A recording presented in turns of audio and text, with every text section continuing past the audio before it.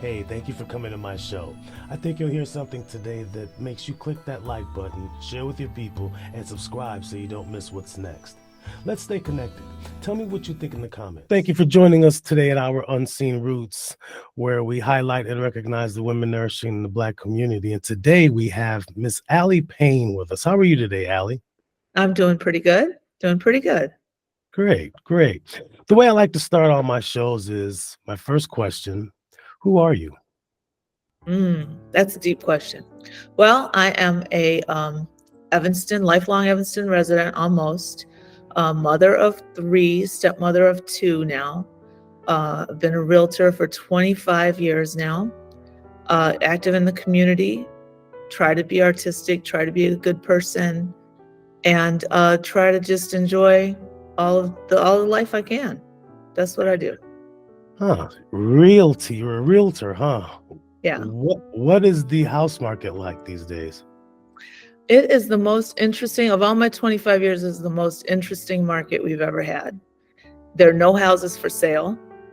They're very, very expensive. When one comes on the market, the whole town rushes over there. But then I still have a lot of buyers that are like, I don't like the paint color. And I'm like, something here, it's like it's not connecting, you know? Or I have sellers that are like, oh, I just want to put it on the market without doing anything to it. And I'm like, this is the hottest market of 25 years. Put $5,000 into it and get 20,000 more out of it. No, I just don't want to do it. It's like there's a disconnect of what's happening, what's really happening, what people think is happening, what they expect, what they want. It's just all, it's weird. It's weird is the only word I can use for it. Do you think people think that because the market is hot in a sense that once a house goes on the market, it's going to sell like that? Do you think they actually believe that they're going to get what they want if they don't do They are. anything I mean, different? that's all true. It's true. They are going to get what they want. It's a very hot market, but you're still leaving money on the table if you Right. don't make it as attractive as possible. You Yeah. still got to do the same things. It's like the basics still apply. You can't skip the basics, So and true. everybody wants to, sellers want to just put their, old house with the, pink walls on the market, and buyers will pay any amount of money because the kids that are buying are literally kids. They're Yeah. literally 25, between 25 and 35, which is how my older set of kids are. They don't know a thing about anything. They've never even held a hammer, some of them. So if it's not the way that they envisioned it when they get there, then they're not going to buy it. Even if it's $1 million, you could fix it up and sell it for $1.2 million and they'll buy it. It doesn't make sense. Like the amount of things they have to do to it don't cost $200,000, but they're not understanding this concept. They just want what they want and they'll pay whatever they have to get what they want. And that's their mentality. Whereas when I bought a house in, I don't even know what year, 1990 or something, when the kids would go to bed, I couldn't afford to have the floors sanded. So I sat there and scraped them and sanded them myself. And then it looked a hot mess. So then I painted the floor of my son's bedroom and painted it navy blue and put stars on it like it was the sky. I mean, you just did what you had to do because you were just lucky to get a house. And that Yeah. whole mentality is over. It's so true. It's so true. Um, what unique perspective do you bring to your work due to your identity as a Black woman? Well, I think it's the same. I was thinking about this question because, like I said, I have not had a corporate job. I had one for maybe a year and it didn't take very well. But I think that whatever space you go to, you're usually the only one or one of a few, So in some ways, you're always thinking, I have to act a certain way and I have to be a certain way to be accepted by the other people. But still you want to represent yourself and you want to be true to yourself. And so where's that line, And as far as housing goes, being extremely light-skinned, let's be real, I have to make sure that people know that I am who I am and I'm representing who I want to represent. And then I'm looking out for people because this is just a historically, what's the word? Corrupt system, unfair system. It's got such a history of just the worst things in history, redlining, steering, disenfranchisement, all the worst things that have happened to Black people have happened around real estate. stealing their land, moving them against their will, all kinds of discrimination of all sorts. It's all happened around real estate. And to be proud of being a realtor, love being a realtor, think it's a fantastic business, but knowing the history and then going out and presenting yourself as, we have a town here in Evanston that is what, 30% Black, and probably, I don't know what the percentage is, but a lot, and a long history of Black people. And to see the small percentage of home ownership and to see it even dwindling from what it was before, just to go out in the world and just represent all of that and try to do my best. That's my challenge. But it's easy. It's easy because the one thing I've built my whole business on for 25 years is being honest, sometimes probably brutally honest. But you can say a lot of things about me, but you cannot say that I have ever lied to anyone. Yeah. You can say I'm bad at emailing paperwork, but I tell the truth.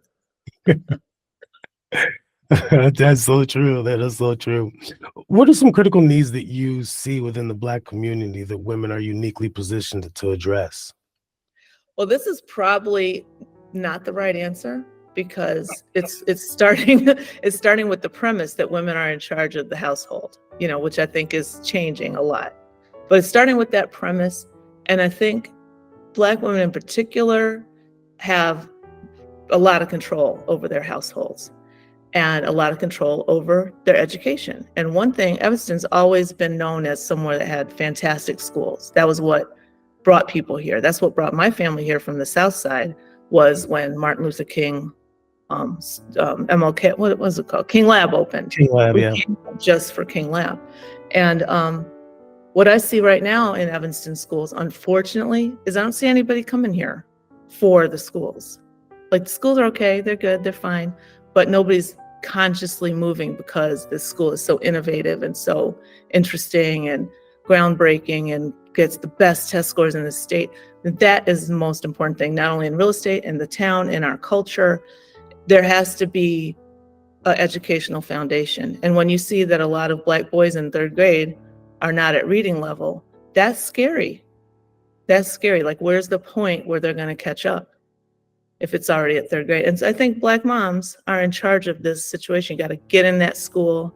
You got to demand different programs. Obviously, the curriculum we have is not working for everyone. So we got to get in there and demand a different curriculum, a different way of learning, do some of our own things at home that get that reading level up and get us on par. Until we create a whole new educational system, which I hope someone does, until that day happens, you have to be the teacher of these kids. And you have to advocate for them in the schools to get this turned around for all levels, for us personally, for your family personally, and for our town. Because if our schools go down, then what do we become? Where is our value? Very true. Very true. I'm nervous about that. I am too. And it's time something is done. And I think the next election for the school board, we'll see some changes. Definitely. Well, the times that I've spent in a classroom, I think the teachers really just have so much non-teaching stuff to do. They have so much administrative and records and, and then discipline things and so many things that are not like sound out this word or whatever they do now. I don't know what their philosophy is, but so much that is not actually, let me show you how to write a sentence. And I don't know what a school board can do about that. I think that's more state. I don't know where it starts, but I do know this. You got to have some books in your house. Yeah. You got to have a shelf in your house. You got to go to the library. You have to be the kid's number one teacher. Yeah. And that's where moms come into the equation. Yeah. I'm glad mine are grown, so I don't have to. Whatever, it's over for me. it's well, Dad's got to jump in there too. So we'll work it out. All the family, and that's really what I think is when I said the moms. Like, it used to be not only the mom but the grandma. All the women in the family all the whole family. It's like a village. The neighbor might have you over and help you with your homework, and I just see all of that as faded. Yeah. That community is just not the same. Totally agree. I can see that. I totally see that. What are some innovative projects and/or initiatives led by Black women that inspire you? I think so many, like the laundry cafe That's really amazing. That's something I would never have thought of when I first met those women and they were like, we're going to have a laundromat. I was like, okay, but to see that it has become now this gigantic, huge thing is so cool. Like you just get an idea and you stick with it, and they really have done that. And I'm looking forward to seeing how that turns out. I think that's super cool. But, reparations, that's amazing. That started from this little bitty town, just a regular girl that everybody knew. And she had an idea and she just ran with it and I think a lot of us have ideas. I have ideas all the time, but they're like a little just micro. I'm just going to do it on my little level. But to see it like mushroom into something national and even international is just really something. Yeah, it's huge. It's interesting because I interviewed Miss Avery, Miss Joanne, in the beginning of this podcast when it started, and she mentioned, watching Robin run around in the schoolyard as a little girl, Mhm. and to see what she has done and to see who she's become has made her so proud. And, it, like you said, it started from a little idea because she just kept impressing upon her children that they can be somebody and they can do great things. And Robin has definitely taken that and ran with it. Mhm. It's nice. It's nice. What resources do you wish were more readily available for Black women who want to make a difference in the community? I think as far as resources, excuse me, we're lucky that we're in such a place with so many opportunities, so many, whatever you feel like doing, you really can find somewhere to fit in. Yeah. But I do think that what's important is feeling like supported, feeling like another person reach out their hand and say, come on and let's do this. Like for me, it was Janine Hill and Monique Parsons who were like, I had no thoughts about being on any board. And when they called me, I was like, oh, I don't even know how to be on a board. But they sort of guided me, mentored me a little bit, And so for a lot of people, I think of any outside, Black, whatever you are, you sort of feel like it's uncharted, how do I do this thing? So something like Leadership Evanston is a fantastic thing to be in, at least for me, because like I said, I don't have a job. I think a lot of corporate people go through that kind of program, but I never did. So having like just an example of a person that's been there that can say, hey, here's what you do, here's what you don't do, even if it's unspoken, they're just an example. I think that's important, like each one teach one kind of thing. So it's not so much like a financial resource or like something official or structural. It's just the support and knowing that you're welcome, you belong, you can do this. I think that's really important to keep going. Yeah, yeah. How can Black men be better allies and partners to the women nourishing the Black community? Oh, I think that's easy. I mean, I think they are, it's unsung and it's not really talked about, but every day that you're out of the house or you got somewhere to go or you just like, oh shoot, I forgot about that meeting or whatever, and someone else can make the dinner or pick you up or get the kids from school or any of that, that's really helpful. That's Yeah. really, it's a team, and so just be a good teammate and not be like, a lot of people, if it's not in the church, a lot of Black people don't understand the concept of volunteering. They're like, why? We got stuff to do at home. It's just being supportive of understanding, why are you doing this? How does this help me? How does this help you to go to the PTA meeting again tonight when, we're having like the same dinner we had last night, just being understanding that all these things impact our strength in the community. Even if you don't see it right away, just keep doing it. Just keep being there for each other and saying, that's cool. Tonight the meeting was boring, nothing much happened, but you showing up means something. So just be supportive. That's it. Okay. And do it on your own too. You go show up. You go be in the PTA. We need Yeah. more Black men representing too. Yeah. Sometimes maybe you don't. The mom doesn't do it. The dad does it. Yeah. Or go out and Very- coach something. Or everybody has to be involved in some kind of way. Yeah. Yeah. You say coach something. I'm going into my 20th year, I believe, coaching FAM or being an assistant coach for FAM. And it's one of the Mhm. greatest and fulfilling joys in my life. just helping little kids learn the game of basketball. You know, my son's coming up too, so I'm excited for that. You know, Fam is like the best thing in town, honestly. Fam is great. So yeah, many families have been doing it for so long. They show up and support. They do the pancake breakfast. They do so much behind the scenes. Fam is like an example of how everything should be. It's like a yeah. shining example that they should take to other towns. This should be like fam all around to the country. Fam stuff. Traveling family or something. Right. Uh-huh. Should be As a black, trademarked. yeah, yeah. As a black woman, what would you say is your greatest superpower? Oh, I don't think I have one. I just think it's just doing the stuff that needs to be done. You can't stop doing what needs to be done.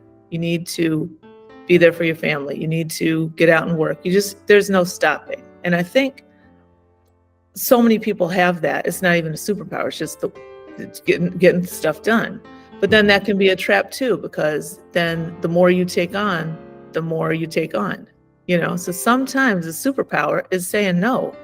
I cannot do that. I don't have the bandwidth for it anymore. I want to take a day off for myself. Just sometimes your superpower is knowing yourself. I guess that would be the answer. You can't take on too much, but you have to recognize that it's not all about you. You have to contribute to your community. You have to be there for your family. You have to be there for your friends. It's not all about you, but at the same time, know when to say no. Yeah, yeah.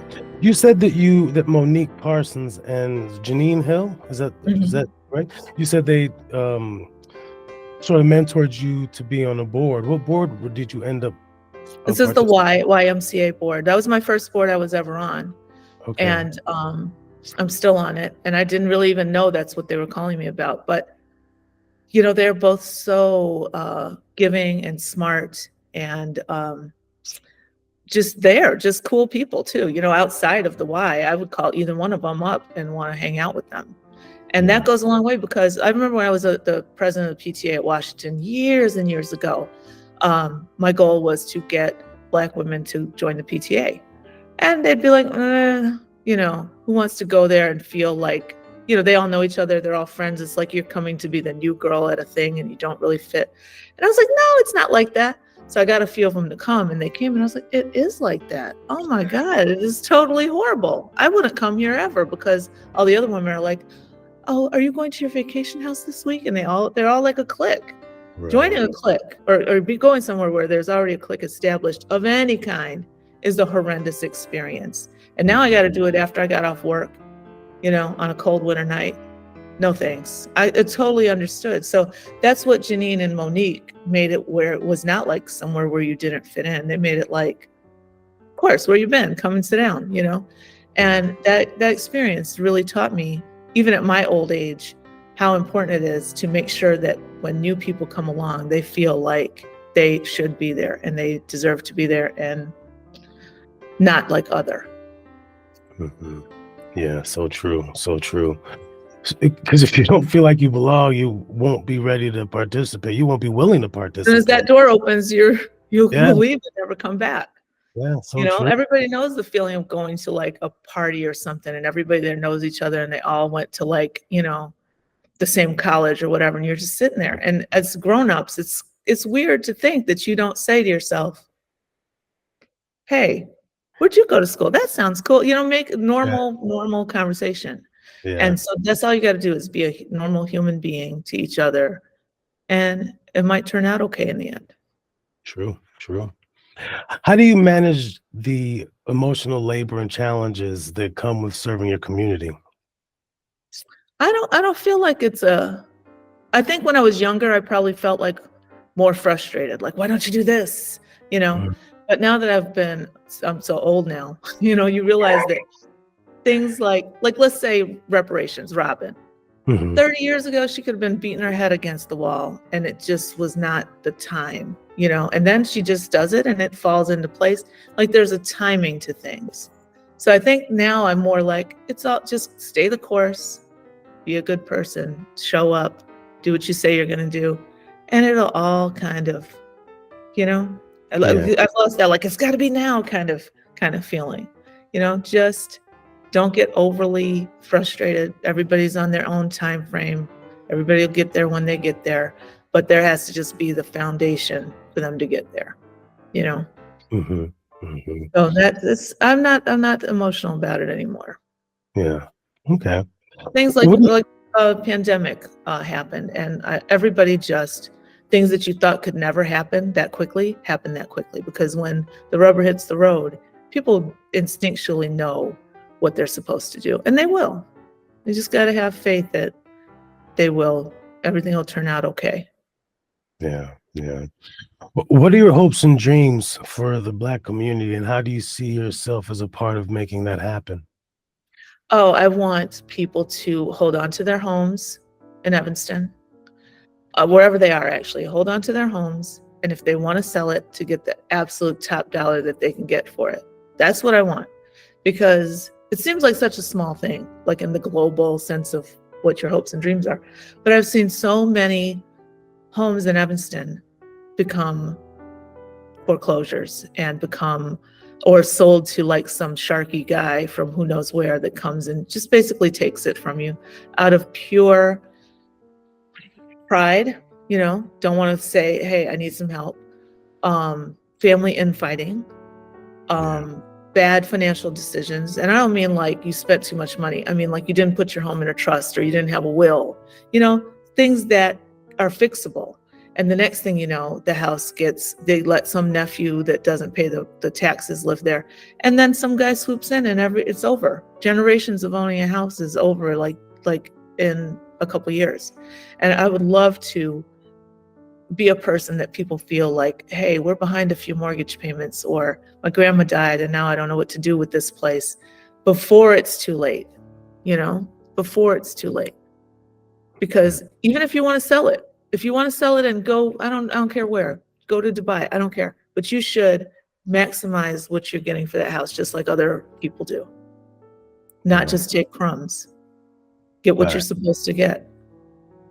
Your parents worked really hard. Your great-great-grandparents worked really hard to get this house, just to see it just taken, because nobody wants to say, hey, well, I don't know anything about taxes, or sign some like reverse mortgage thing that's bad for your family. You gotta go have someone that you feel you can trust to ask these questions of. If it's not me, I don't care, but make it be someone before we get to the point where the house is, it's in such bad repair that the buyer now can't even get a mortgage until you fix the foundation, which is going to be $20,000. Who in your family wants to put up the $20,000 with all your back infighting and who said what, and your cousin and blah blah and all that? And so now it gets sold for cash to an investor who is not one of us. They're from who knows where, and now it's either rented at a price that you can't afford, nobody can afford, or it's sold, and you didn't get any of that money. I just hate seeing it. I've seen it so many times that would be if I could just do that, I would feel like my life as a realtor in Evanston has been worth it. Yeah. Are there workshops that people can learn about that? I see that Bridget Johnson is doing a lot of, and Tina Nelson, who used to work for me, they're doing a lot of education through their churches. It seems to be mostly in churches. And when we've had home buyer or home seller seminars, there may be one or two people. I think there's a whole tradition in the Black community of keeping things close to your vest, especially financial things. Yeah. So I don't think a workshop is really, unless it was like a Zoom maybe workshop, anonymous Zoom some kind of way. That's like above my technology brain. But some kind of way where people didn't feel pressured and it was anonymous, I would be all for that, because sometimes it's just as simple as you do want to sell the house, but you need some funds to, get it up to speed and get the most money you can get for it. Sometimes it's that simple, but nobody raises their hand. And now you're leaving big money on the table, $50,000, $60,000, $70,000. And that's just criminal. It's just not fair to our ancestors, and it's not benefiting your children. $60,000 can go a long way, even if it's split $6,000 or $7,000 ways. That can that makes a big difference. So true. So yeah, that would be what I would want to end my career on and end my time as a Evanstonian on. Hmm. I have to How work do on you? that. Let's take my small idea and make it a big idea. There you go. There you go. How do you celebrate your own achievements and contributions as a Black woman making a difference? Oh, I don't think I'm making a difference, and I don't see anything You're celebrate selling nothing. yourself short. You're selling Ah, yourself short. I haven't done even a quarter of the things I would want to do. I think that it's its own reward, like the simple. I like to do what I've learned from being on the board is I don't really like being on boards. It's all too like esoteric.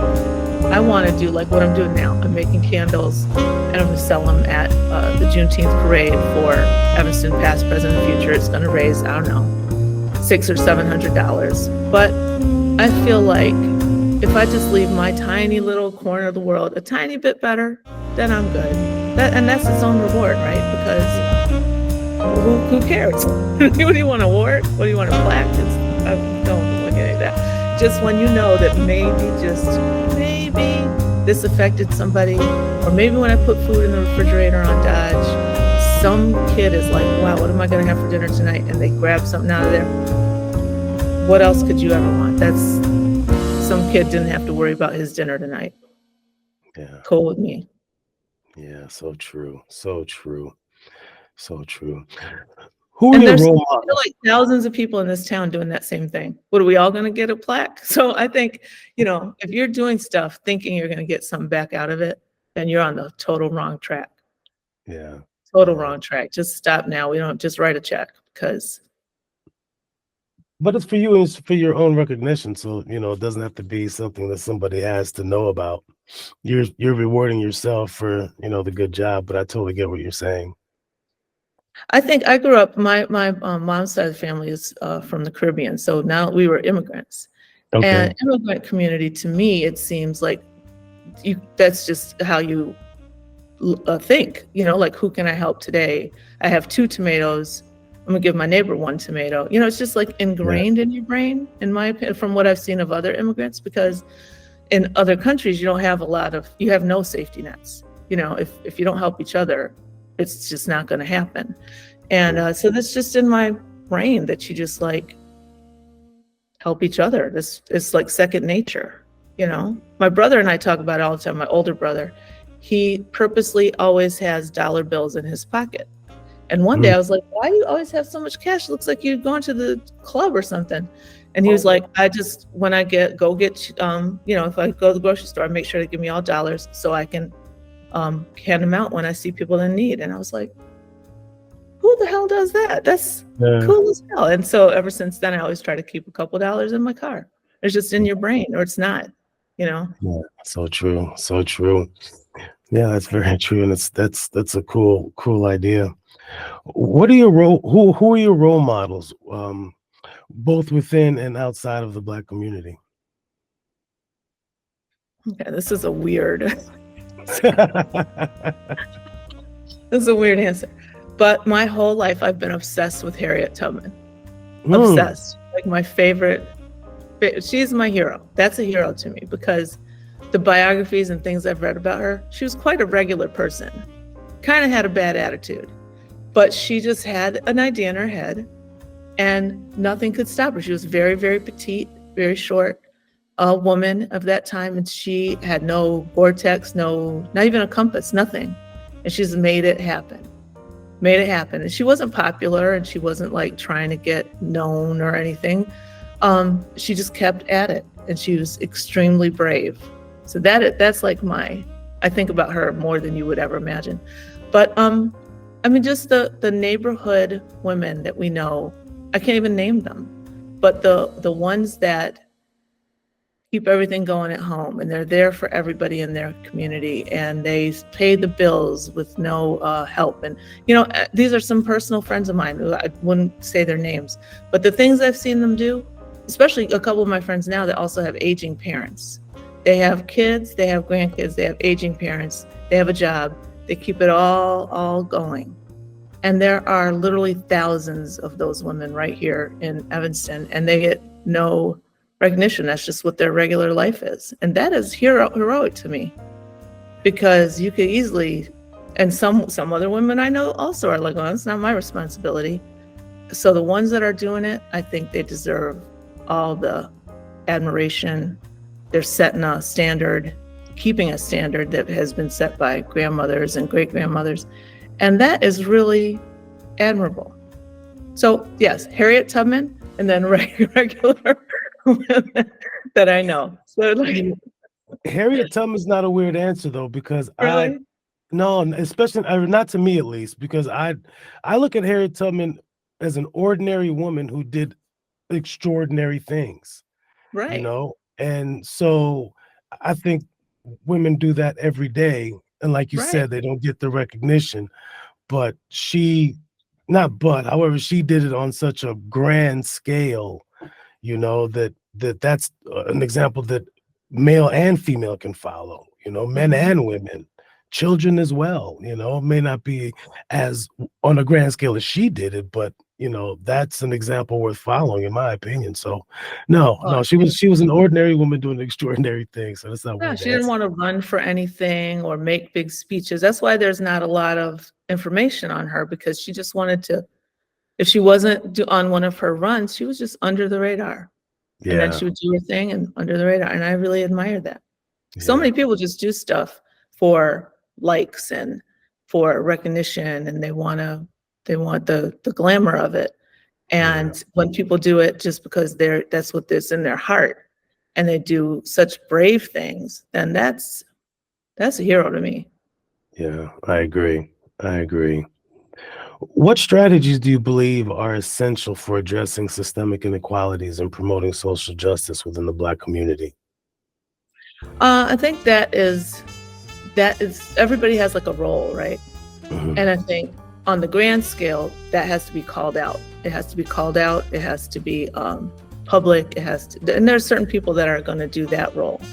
That has to continue, and that's like probably the hardest, because you're really putting yourself out there for a lot of backlash, and so that's great. And I think that the normal people, they just have to keep their strength up, keep their heads up, and be vigilant when you see something that's not right. You know, Yeah, and then you get the other people that they're on the front line. They're like in corporate America, and they're taking the microaggressions and all those things, and that is really brutal on people. So you have to support that and support those people so they don't get worn out. I mean, the things that like my daughter has told me about places she's worked, I'm like, you need me to come up there? Like, what did you say? And she's like, I wrote a strongly worded email. Blah. I'm like, oh my God, how are you taking this? That is like on your psyche. How are you going to do this for the next 30 or 40 years? yeah, I don't know. Like I said in the beginning, I haven't had a job, and I don't really want one. But working amongst people on the front lines, that's tough. So yeah, be there for those people, call it out, vote, be politically active, and get behind people that stand for what you stand for, and just don't get complacent, because there's a lot of work left to do, a lot. yeah. You live in this microcosm, you're this little bubble where everything seems okay. There's a whole nother rest of the country where things are not okay. It's true. Very true. Even if it seems okay here because you have small, personal interactions, the grand system of everything is still the same. That Yeah. hasn't changed. That has not changed. Mhm. What does liberation look like for Black women? I think it's like what I said before, is just you're free to, you don't have to be like I've said, like the matriarch of your family and all that. You could be free to go and do something different. You have to have the same freedoms that I feel white women feel they have. White women have the freedom to just, I'm not going to wear shoes, and I'm going to, go to Bali and whatever. So can we. I'm not going to have kids. I'm going to have 10 kids, whatever, without the backlash of, oh, now you're going to have 10 kids. You're going to be a welfare mom. Oh, you have no kids. You're selfish. Why can't we just make our own decisions for our own selves, just like other cultures do? Yeah. So as much as I'm saying, be the Dolores Holmes of your family, you also have to have the freedom to say, that's not for me. I'm going to go be a corporate baddie, or I'm going to go travel the world as a nomad. Just be free. And one thing I was thinking about before this interview is, in my coming up years, there seemed to be a lot more like jealousy and, there was only one way to be a successful Black woman. But now I see so much more opening up and so much more support for each other, at least on the surface, like, hey, you go girl, and, you're doing big things, and a lot more than I did in the past. So I hope that's for real, and I hope that's a trend that continues, because we should just be supportive of each other no matter what our decisions are. If you go in a different direction than I think you should, as long as we're all going for the greater good, then I think it's all okay. Yeah. I totally agree with you. I think liberation for Black women is coming soon. It's gonna be a hell of a fight, but it's coming. It's coming. Well, Allie, this brings politically, us. I think. Go ahead. No, what were you gonna say? Get me off here, because I can just talk forever. I'm a talker, so just pull the plug, no problem. No, I was just gonna say that it's gonna come. It's coming, but it's coming slowly, and hopefully it will come in our time, because we have some strong young women coming up, and they're doing some wonderful things. I'm gonna have a few on my second season, but they're coming, and they're really looking to make a mark on the world. I think that is our only hope, really, is the youth. And that's why I was saying what I said about education, because if you're well armed and you go out there, then it's much harder to pull the rug out from under you. But I'm thinking of, like, when I see these young senators and representatives that are just being undermined and just disrespected on national television, it's disheartening, to say the least. But yeah, I think if the more youth go into the world well-armed, educated, and supported, and with the resources that they need to go, I think it'll be all right. But like you said, it's a long road. I hate to see what's happening nationally to some of our spokespeople. It's disgusting. Thanks for really. watching. I hope you enjoyed the show. Please like, share, and subscribe. Until next time, stay connected.